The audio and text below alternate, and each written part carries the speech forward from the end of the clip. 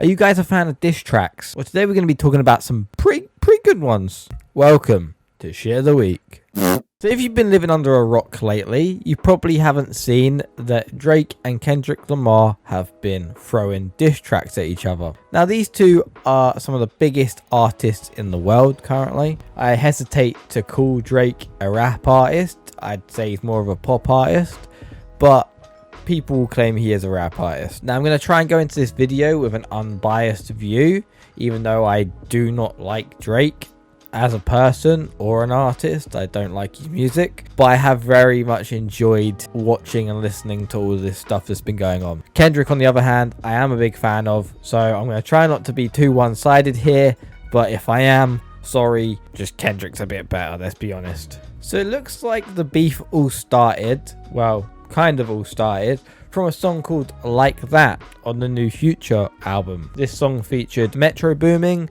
Future and Kendrick Lamar. And on this song, Kendrick Lamar has a little verse. Now the verse goes, "Motherfuck the big three, it's just big me." Now when I first heard this, I thought fuck all of it. To be honest, I didn't even like the song that much. I like Kendrick, so I listened to it. I'm not a big fan of Future, so I thought the song was kind of mid itself. Anyways, this kind of kicked off a lot of shit, because the people that claim to be the top three artists, well, at least two of them, is J. Cole and Drake. Now to start off with, nothing kind of happened. There was just a bit of talk and nothing coming out. And then J. Cole released an EP called Might Delete Later. Now at the end of this EP, he had a song called 7 Minute Drill, which was a direct diss track to Kendrick Lamar. Now personally, I thought it was alright. From listening to it, I thought not too bad. It had mixed reviews. A lot of people's opinions were very negative on it, saying that it was pretty shit. I thought it was alright. Like, I like Kendrick. I didn't think it was much of a diss track, but I just thought, you know what, it's not bad. And I was excited to see what Kendrick would come out with after. But not long after this diss track dropped, J. Cole went on live stage at his own festival, the Dreamfield Festival, and apologized directly to Kendrick Lamar. So I'm so proud of that project, except for one part. Get this music out, I ain't gonna lie to y'all, I moved in a way that I feel spiritually feel bad on me. Like I try to jab my nigga back, and I try to keep it friendly, but at the end of the day, when I listen to it and when it comes out and I see the talk, that shit don't sit right with my spirit. That shit make me feel, that shit disrupts my fucking peace. I pray that my nigga really didn't feel no way, and if he did, my nigga, I got my chin out. Take your best shot, I'm gonna take that shit on the chin, boy, do what you do. You know what I mean? Like, all good, like, it's love. And not long after that, he removed the track from the EP. After I heard that, I was like, right, so what the fuck's going on then? Has somebody said something to him? Is Kendrick coming out with something big that J. Cole doesn't want people to know? Like, what's actually happening here? A lot of his fans were pretty disappointed as well, because it kind of looked like a pussy move and he kind of got the piss taken out of him. But to be honest, after seeing what's happened, which I'll get into, I kind of think that J. Cole was probably the smartest person in this whole ordeal. So a few more days go by and Drake decides to release his diss track called Push Ups. Now this track kind of shocked me a little bit, because I don't normally like Drake tracks, but this one was kind of good. Not in a lyrical way. I thought the lyrics were kind of mid, and I thought it was a lot of kind of, you know, playground chatter, such as like, you're small, you've got small feet. And for some reason, Drake also throws shade at Kendrick Lamar for writing for popular pop artists, like some of the biggest names in the business, like Taylor Swift and stuff like that. I think it's just a bit of a shit diss to throw in there. Most artists do that. Most artists write for other people. It's not like he's getting his stuff written for him, unlike somebody, by the way. So yeah, I just kind of thought that was a bit rich coming from Drake himself, you know. But all in all, I was pleasantly surprised with the diss track. I'm the hit maker y'all depend on. Backstage in my city, it was friend zone. You won't never take no chain off of us. How the fuck you big stepping with a size 7 man zone? Not long after this diss track dropped by Drake, he also dropped another one called Tailor Made Freestyle. Now, this track's been deleted mainly because Drake decided to use AI generated voices of Snoop Dogg and Tupac Shakur. Obviously, he hasn't got the rights to do this. In fact, it's kind of a stupid move by his part. That's just something that, you know, fuels Kendrick's fucking fire. So yeah, all in all, basically one diss track so far from Drake. Other one's been deleted because he would have got sued or something along them lines. A few more days go by and Euphoria drops by Kendrick Lamar. Now this went heavy viral. Obviously the title itself is from the show that Drake runs, but I also took this song as more of a warning shot towards Drake, basically telling him to ease off. Go away, you're not welcome in this space. But yeah, I'm going to play some of the ones that I personally thought were quite good. I calculate you, not as calculated. I can even predict your angle. Kendrick Lamar kind of catches him on every corner, you know? Like there's not a thing that he misses out on. Like he's already one step ahead of Drake every single time. That's kind of what he's saying here. There's 3 ghosts left, and I see 2 of them kissing and hugging on stage. I love them to death, and in 8 bars I'll explain their phrase. Now, obviously, what he's saying here is, in 8 bars, he's going to explain what the fuck he's just talking about. And in 8 bars, he goes on to say, I pray they my real friends. If not, I'm YNW Melly, who's somebody that's getting convicted of killing his own friends. So, yeah, just a bit of like, you know, smart lyricism from Kendrick Lamar here. I thought that was kind of cool. And then by the end of it, he basically goes on to say how much of a shitty parent Drake is towards his son, and then says that he shouldn't be able to say the N-word anymore. He's basically taking his N-word pass away. We don't wanna hear you say nigga no more.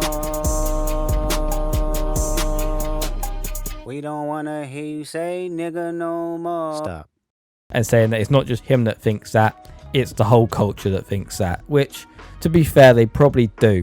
Drake's not one of them people that's very liked, as far as I'm aware, and that's due to a lot of reasons, a lot of speculations, and, you know, like, you can't really say anything's true because there's no actual full-on proof.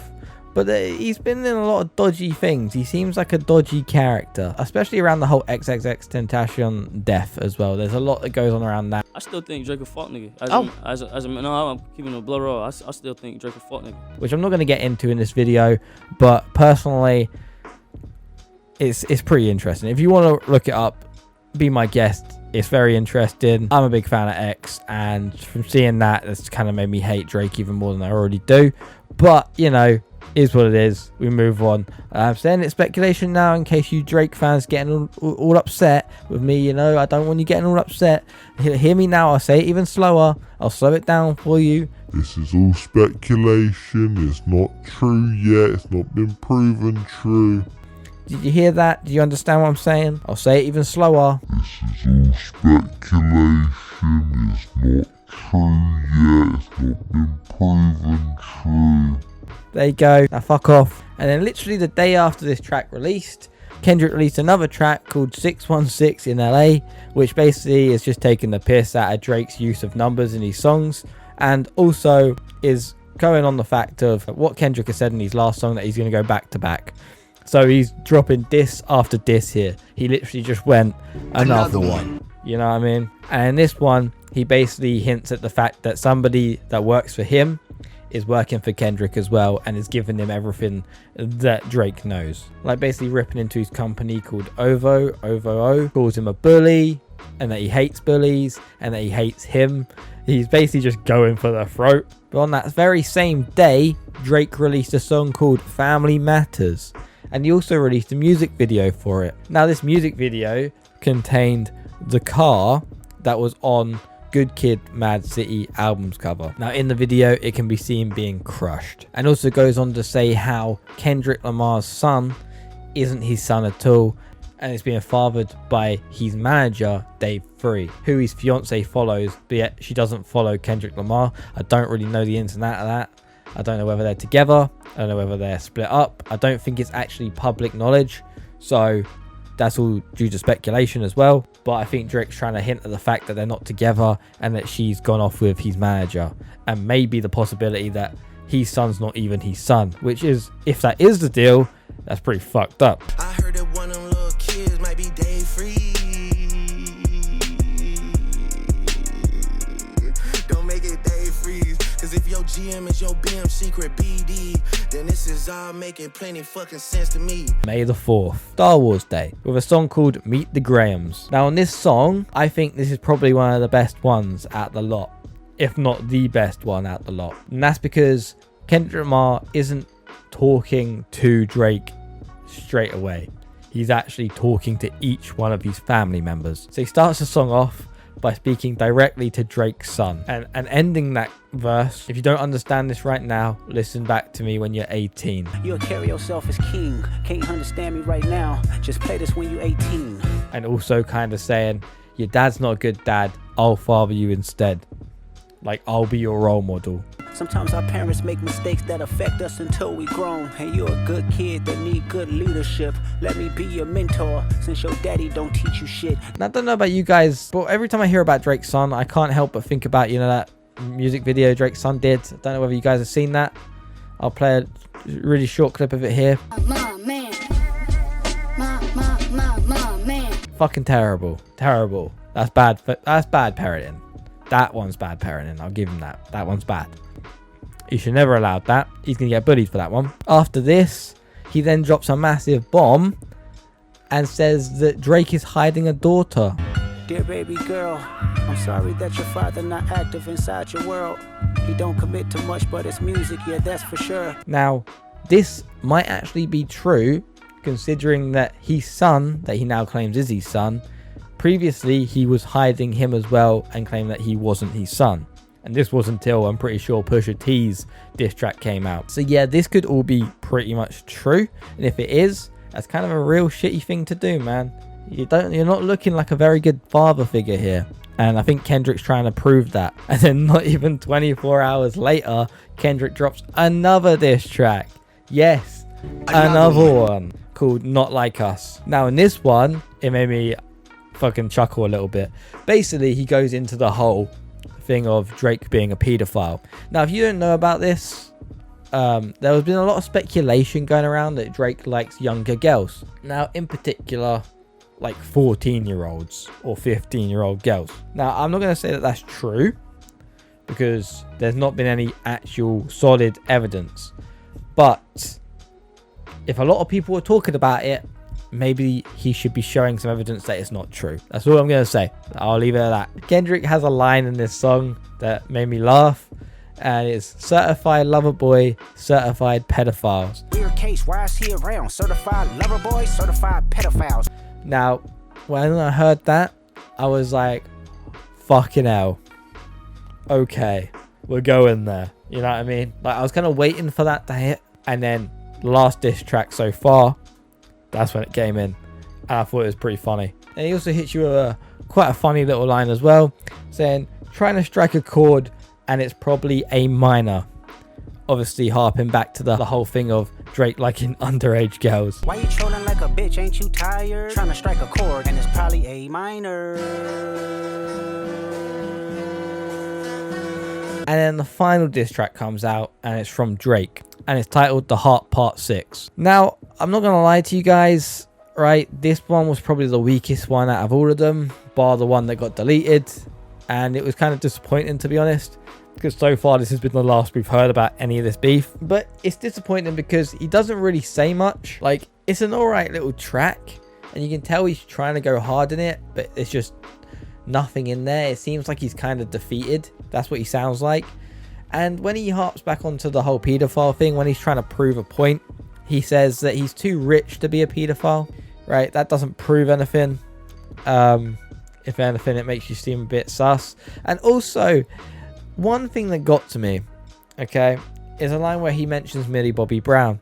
Now, a lot of speculation was going around that he was chatting to Millie Bobby Brown a couple of years ago when she was underage, okay? Now, that might not be true, or it might be true or it might be false. Who knows? Okay, but all we know is that they were in contact with each other and that they were texting each other at one point. Now, whether that was mainly platonically or whether there was something else involved, we don't know for certain. But to drop that line in when nobody else has even mentioned Millie Bobby Brown, just to kind of cover your own back a little bit because, you know, you feel a bit awkward, like, maybe don't do that. Because if anything, that makes you look very suspect. Now, obviously, this stuff is all blown up over the internet because these are two massive artists going at each other. Like, you don't see this. You really don't see this on the internet anymore. And to be honest, it's been very, very entertaining. I've loved it. I love listening to Kendrick's songs. So whenever he comes out with something new, I'm going to listen to it. And it's even better for me because personally, I dislike Drake as an artist and as a person. So to hear all these songs come out about him, and they're from Kendrick Lamar's mouth, I'm like, all for it, you know? But anyways, guys, that's pretty much it. I just thought I'd talk about this, as obviously it's been going on right now and it's all I've been glued on to. I found it pretty interesting. I hope you guys did too. If you did, remember to like, comment, subscribe. And yeah, I'll see you guys in a few days. All right, take it easy. Goodbye.